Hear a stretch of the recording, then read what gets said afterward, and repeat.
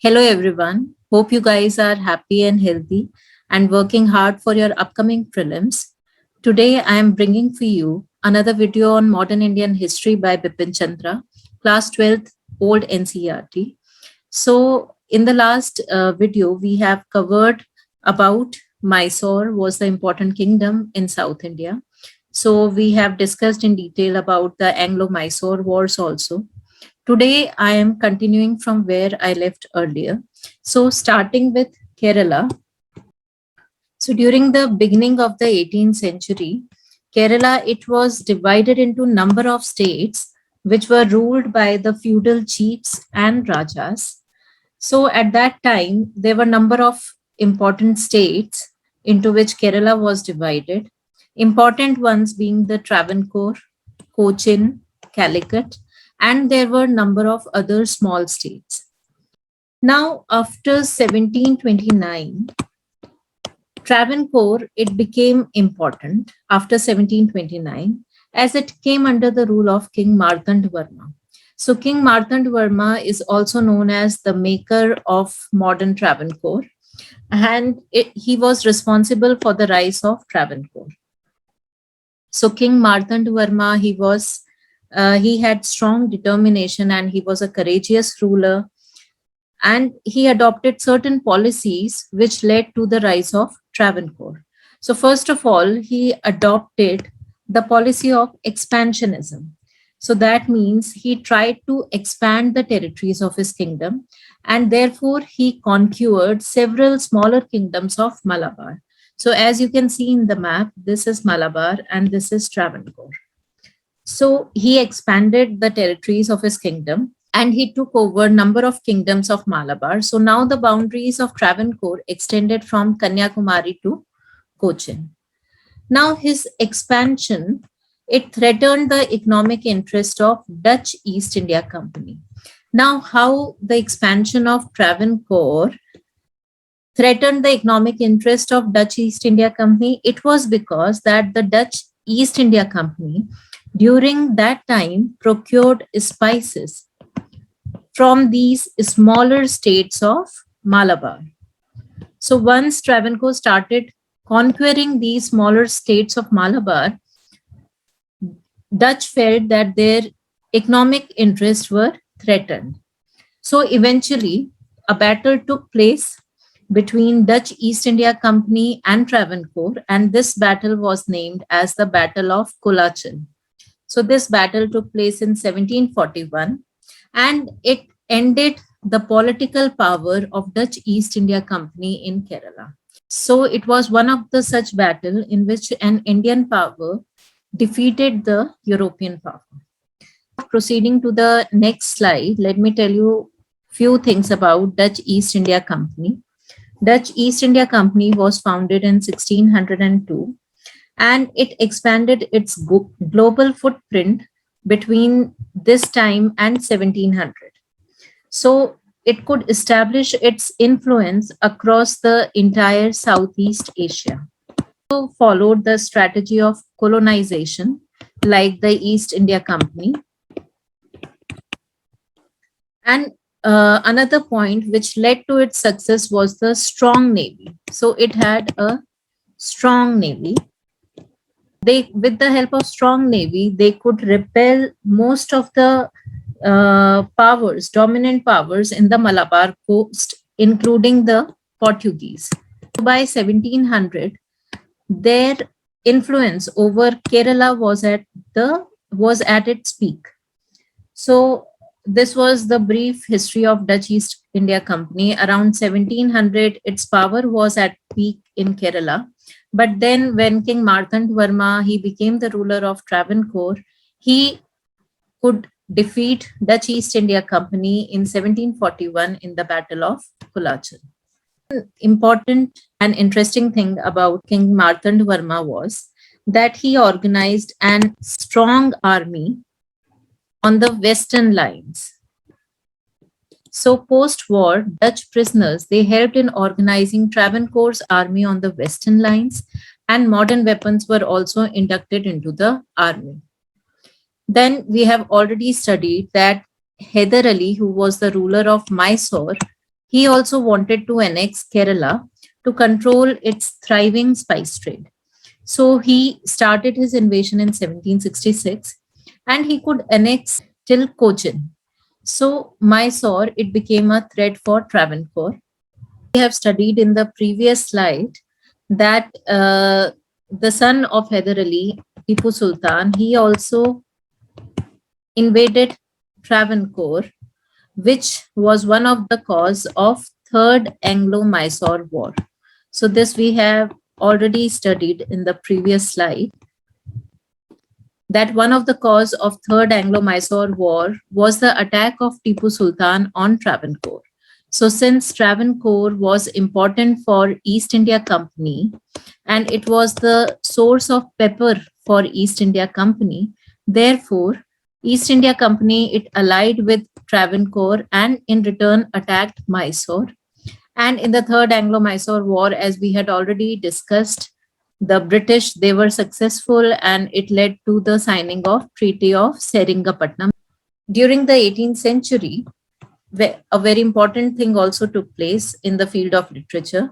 Revival of Malayalam literature took place, and Trivandrum, which was the capital of Travancore, it became an important center of Sanskrit learning during the second half of 18th century. About Kerala, and in particular, we have discussed about Travancore, which was also an important power during the beginning of 18th century. Going on to the areas around Delhi, talking about the Rajput states. So the main Rajput states, or the bigger Rajput states, which were the powerful states, they started increasing their influence when they saw that the Mughals and their power was declining. So the Rajput states, they remained divided as they were before.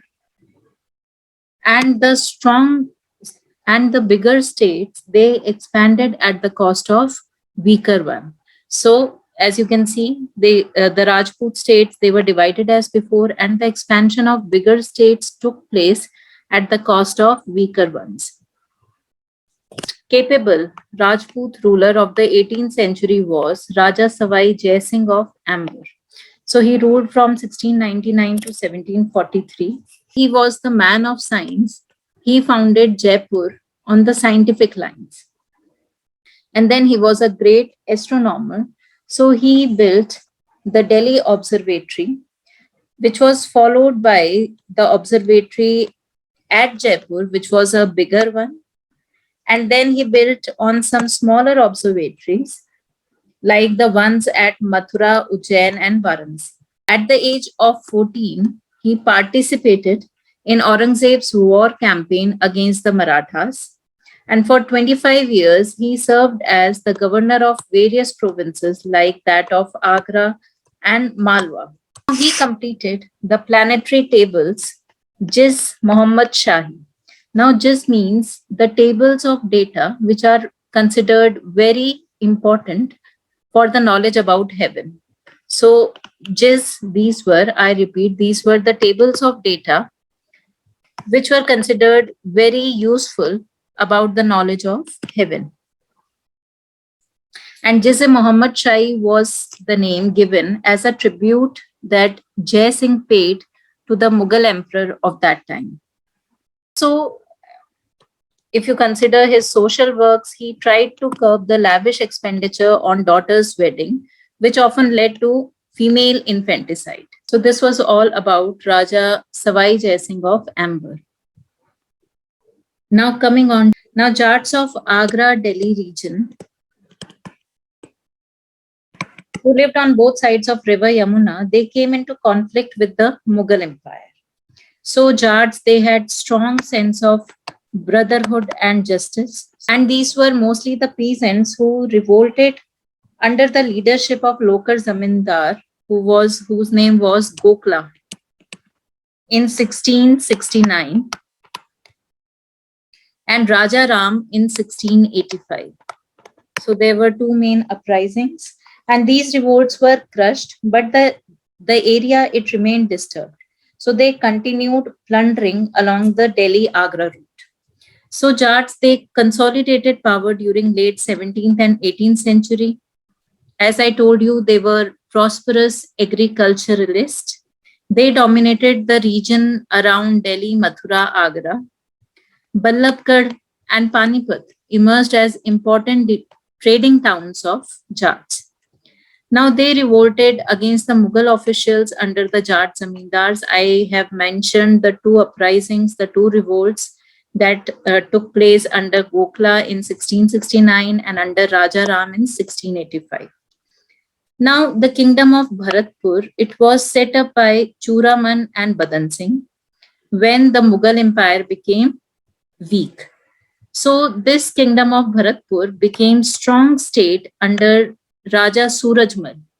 So Surajmal, he ruled from 1756 to 1763. And Surajmal, he built number of forts and palaces like Lohagarh Fort in Rajasthan. After death of Surajmal, the Jat state declined to Bangash, Pathans and Rohillas. Now during the rule of later Mughals, Farrukhabad, which lay between Aligarh and Kanpur, it was ruled by Muhammad Khan Bangash. And similarly, there was another area which was Rohilkhand. It was carved out by Ali Muhammad Khan. So this area, Rohilkhand, lay between the Kumaon Hills in the north and River Ganga in the south. So the Rohillas, they often clashed with Awadh, Jats and Delhi. So this is a small piece of information about Bangash, Pathans and Rohillas. Coming on to the next slide about the Sikhs. So according to Sikh tradition, Sikhism, it was established by Guru Nanak Dev in the 15th century, and it was subsequently led by the succession of 9 gurus after him. Now the number of followers following this religion, Sikhism, increased in the 16th century under Guru Nanak's successors. So number of followers from Hinduism, from Islam, they also joined Sikhism. Now Sikhism, it was well established by the 5th Guru, whose name was Guru Arjan Dev. So Sikhism was well established under Guru Arjan Dev, the 5th Guru, and he completed establishment of Amritsar as the capital of Sikh world. And he also compiled the Sikh scripture known as Adi Granth. And Mughal Emperor Jahangir was ruling at that time, and he was very insecure about his hold on power. And since Sikh, they started having increased followers, and a number of followers were joining from different religions like Hindus and Muslims. So Jahangir, he was threatened by the growing number of followers. So he saw Sikh as threat, and thereby he ordered the execution of Guru Arjan Dev in 1606 after torturing him for long. His son Guru Har Gobind. And Guru Har Gobind was famous for establishing the military tradition of Sikhs, as Sikh needed to protect themselves from oppression. So the transformation of Sikh into fighting community began under Guru Har Gobind. He was the first Guru to be called as warrior saint. He has the longest tenure as the Guru. Another Guru after Guru Arjan Dev, who was killed by Mughal Emperor Aurangzeb, was Guru Tegh Bahadur. So after the death of another Guru, Guru Tegh Bahadur, the 10th Guru, Guru Gobind Singh, continued the tradition of warrior saint, and he created an institution known as Khalsa.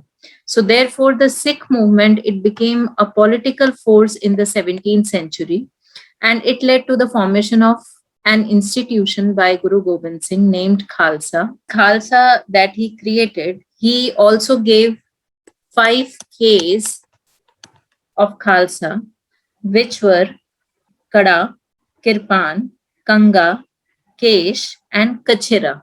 A man who goes through the Khalsa tradition adopts the title of Singh, which means a lion, and women adopt the title of Kaur, that means princes, to fight the operation. So, as I told you, Guru Gobind Singh, he waged wars against the armies of Aurangzeb and Hill Rajas. Apart from this, an extra piece of information is that Guru Gobind Singh is also famous for the final compilation of Guru Granth Sahib. Guru Granth Sahib, and he declared it to be the final Guru of Sikhs. Now, after the death of Guru Gobind Singh, Khalsa revolted against the Mughals under the leadership of Banda Bahadur. So he fought bravely against the Mughals, but he was captured in 1715 and he was killed. After his death, the power of Sikhs declined. But the Sikhs got an opportunity after the invasions of Nadir Shah and Ahmad Shah Abdali, because after their invasions, the Mughal power was really weak and there was a political vacuum when Ahmad Shah Abdali left. So gradually Punjab and Jammu came under the control of Sikh. So during that time, Sikh organized themselves into 12 bands called the Misl. And that means Punjab at that time was ruled by a number of powerful chiefs who have divided the territory into Misl. So initially these Misl, they cooperated with each other and they had democratic character. But later on, when they were overpowered by powerful chiefs, they began quarreling with each other. And later they declared themselves independent. So this harmony and democratic nature of the Misl was lost later. So one such example was Ranjit Singh, who was born in 1780. He was the chief of Sukar Chakia Misl, who became important at the end of 18th century. So Ranjit Singh, he overthrew the other Misl and he established a unified Sikh empire. Now talking about Maharaja Ranjit Singh, as he was important, first of all, his qualities. He was a strong soldier, an efficient administrator, and a born leader. Then, under him, his empire expanded and he annexed the states around him. He captured Lahore in 1799 and he earned the title of Sher-e Punjab. And then he captured Amritsar in 1802. So the Sikh empire under him lasted from 1799 to 1849. Thirdly, he built a very strong and powerful disciplined army along the European lines. He recruited people from different backgrounds and ethnicities. So Maharaja Ranjit Singh was known for raising Asia's most powerful indigenous army by combining the strength of traditional Khalsa army with the Western techniques. Then the next point, he was a tolerant ruler. He was tolerant towards all the religions and he was just and secular ruler. Punjab as a state had similar structure like other states in the 18th century. So he did not discriminate amongst his subjects on the basis of religion. So Sikh peasant was as much oppressed like other peasants. Then his next quality was he was shrewd diplomat. So what was the diplomacy? The example is that he kept quiet when British took the 6 states east of Satluj. So he did not intervene because he knew that this would give Britishers the chance to attack him. So thereby, for the time being, he saved his kingdom from the British attack.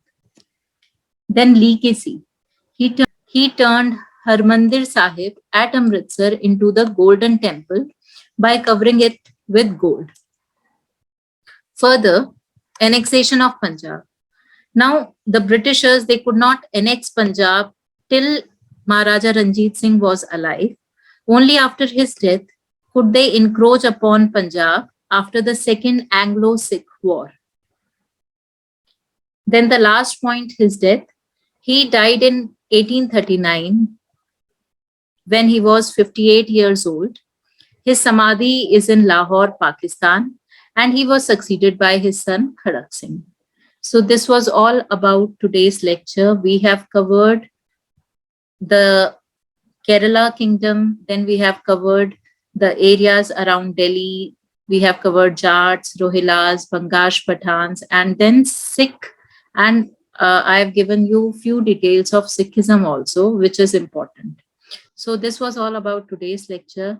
I hope you will like the lecture. Please give your feedback and please keep viewing the videos and subscribing to the channel. Thank you so much. God bless.